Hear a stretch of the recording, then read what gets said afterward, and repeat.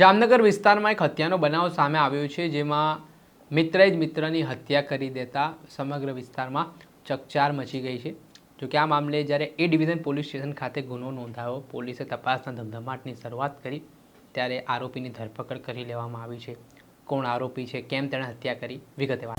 વૈષ્ણવજન તો તેને કહીએ જે પીડ પરાઈ જાનાને રે। દર્શક મિત્રો, નવજીવન ન્યૂઝમાં આપનું સ્વાગત છે। હું છું ફૈઝાન। ગુજરાતમાંથી અવારનવાર હત્યાના બનાવો છે તે ચિંતાજનક રીતે સામે આવતા હોય છે, ત્યારે જામનગરના એ ડિવિઝન પોલીસ સ્ટેશન હદ વિસ્તારમાં પણ એક હત્યાનો બનાવ સામે આવ્યો હતો, જેમાં મિત્રએ જ મિત્રની હત્યા કરી હોય તે પ્રકારની ઘટના સામે આવી છે। આ જે ઘટનામાં નેપાળી મિત્રની આ હત્યા કરવામાં આવી હોય તેવું કહેવાઈ રહ્યું છે। આ ઘટના પાછળ જે મૃતક છે તેને આ આરોપી છે તેની પત્નીને લઈને ખાલી ટિપ્પણી કરીને આ જ વસ્તુ ન ગમી આરોપીને, તે આવેશમાં આવી ગયો અને આવેશમાં આવ્યા બાદ પથ્થર વડે જે મૃતક છે તેમનું માથું છૂંદી નાખ્યું અને તેમને મોતને ઘાટ ઉતારી દીધો। આ ઘટનાની જાણકારી જ્યારે પોલીસને મળી, પોલીસ ઘટના સ્થળે પહોંચે છે, તપાસના ધમધમાટની શરૂઆત કરે છે। ત્યારબાદ તપાસમાં મહત્ત્વના ઘટસ્ફોટ થયા ને આ ઘટનામાં જે હત્યાનો ભેદ છે તે પોલીસે ગણતરીના કલાકોમાં ઉકેલી નાખ્યો। આ મામલે શું કહી રહ્યા છે જામનગરના ડીવાયએસપી ઝવેરસિંહ ઝાલા, તેમને સાંભળો।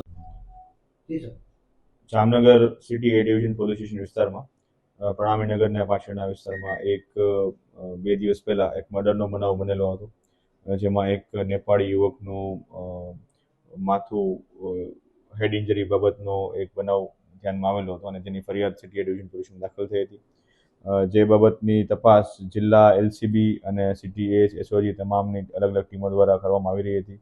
આરોપીમાં તેની શોધખોળ ચાલુ હતી, જેની તપાસ દરમિયાન એલસીબી દ્વારા એક આરોપી જેનું નામ છે રામ બહાદુર ઉર્ફે રાકેશ જોગીભાઈ ક્ષેત્રી, એ પણ મૂળ નેપાળના હોય અને હાલ ઘણા ટાઈમથી અહીંયા જામનગર ખાતે વસવાટ કરતા હોય, એની આરોપીની અટક કરવામાં આવેલો છે।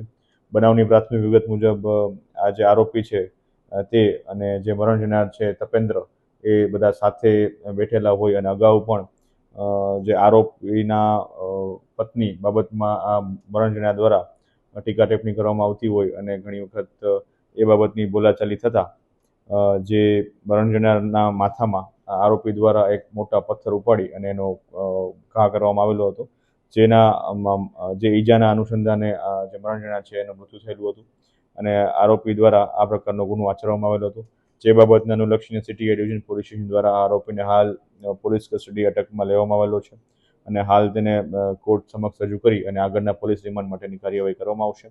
તેમજ આ બનાવ બાબતે જેટલા પણ સાયન્ટિફિક અને અન્ય નજરે જોનાર શાયદોના વગેરેના પુરાવાઓ છે તે બાબતની તપાસ હાલ કરવામાં આવશે। બની શકે તેટલા સાયોગિક પુરાવા મેળવવામાં આવશે કે જેથી કરીને આરોપીને વધુમાં વધુ કડક સજા થઈ શકે। આપણે સાંભળ્યા હતા જામનગરના ડીવાયએસપી ઝવેરસિંહ ઝાલા, તેમનું આ મોટું નિવેદન સામે આવ્યું છે ને આ ઘટનામાં એક આરોપીની પોલીસે ધરપકડ કરીને હવે તેની સામે કાયદેસરની કાર્યવાહી હાથ ધરી છે। દર્શક મિત્રો, આવા જ વિડીયો જોવા માટે નવજીવન ન્યૂઝ જોતા રહો।